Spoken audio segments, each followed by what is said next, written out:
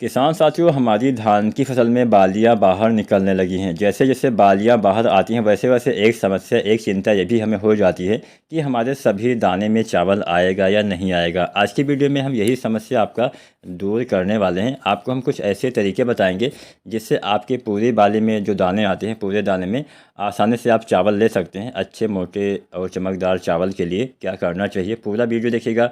और कोई भी सवाल हो, कोई भी सुझाव हो, नीचे कमेंट करिएगा। तो धान की पूरी बाली में कैसे आप दाना ले सकते हैं, कोई भी आपका दाना ज़्यादा खाली ना रहे, इसके लिए क्या करना है। इसके लिए पहले कुछ बातों का ध्यान रखना है।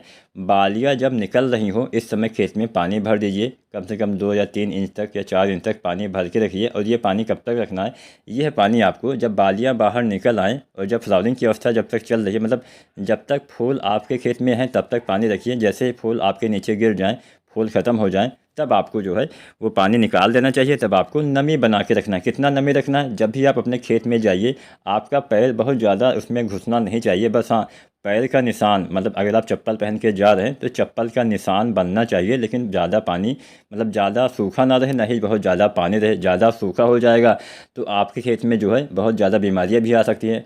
ज़्यादा पानी सूखने से आपके खेत में क्या हो सकता है, आपके खेत में एक बीमारी होती है जिसको हम गर्दन तोड़ बोलते हैं, इसका असर हो जाएगा। और ज़्यादा पानी भरा रखेंगे तो आपके खेत में सीड ब्लाइट या फिर बीएलबी, इन बीमारियों का अटैक हो सकता है।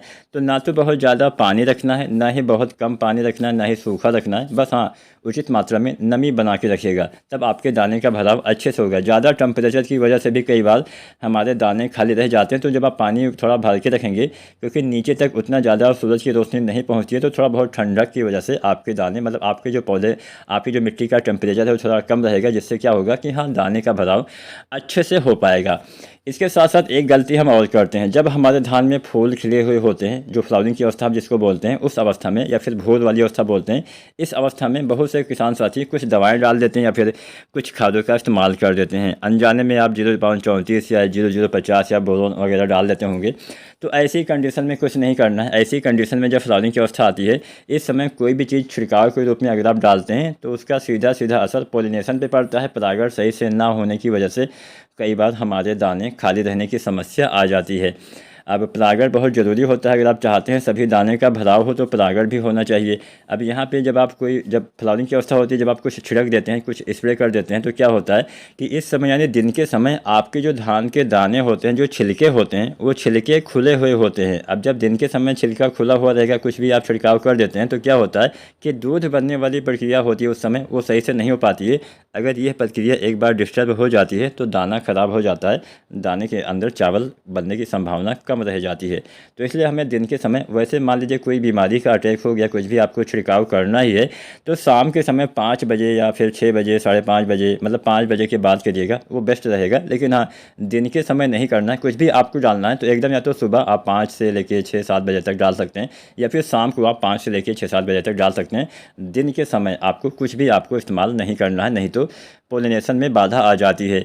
यहाँ पे गोब अवस्था में बहुत सारे किसान साथी, यानी जब बालियाँ तने के अंदर बनना चालू होती है, इस समय बहुत सारे किसान साथी कई बार डीएपी खाद डाल देते हैं। सोचते हैं फास्फोरस देने से पौधे में अच्छी बालियाँ आएंगी, या फिर कई बार हम यूरिया डाल देते हैं। आपको ना तो यूरिया डालना है, ना ही आपको डीएपी डालना है, ना ही कोई अन्य खाद का इस्तेमाल करना है। गोब की अवस्था में कुछ भी नहीं डालना होता है। बस कुछ हम एनपीके का छिड़काव करते हैं। जैसे हम एनपीके 0.34 डालते हैं, जिसमें पर्याप्त मात्रा में, मतलब जितना आपके पौधे को चाहिए उतनी मात्रा में इसमें फास्फोरस और जो पोटास यानी पोटेशियम है ये पाया जाता है। 0.34 1 से लेकर 1.5 किलो गोब की अवस्था में बालियाँ बनते समय डालना होता है। बालियाँ निकलने के बाद ये भी सही से काम नहीं करेगा। इसके साथ में आपको डालना चाहिए बोरोन। कई बार बोरोन की कमी की वजह से भी हमारे दाने खाली रह जाते हैं।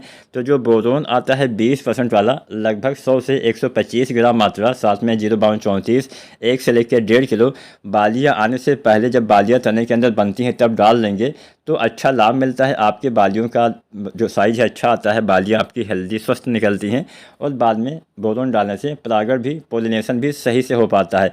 बोरोन से पराग नली का निर्माण होता है। बोरोन से काम क्या करता है, बोरोन आपके पौधे जो भी अपने जड़ों के द्वारा अवशोषित करते हैं उसको पौधे के सभी भागों तक पहुँचाने का काम करता है। यानी आपकी मिट्टी में जो भी तत्व आपके पौधे लेते हैं उसको आपकी बालियों तक ट्रांसफ़र करेगा, जिससे बालियों का विकास अच्छे से होगा, बालियों का निर्माण अच्छे से होगा।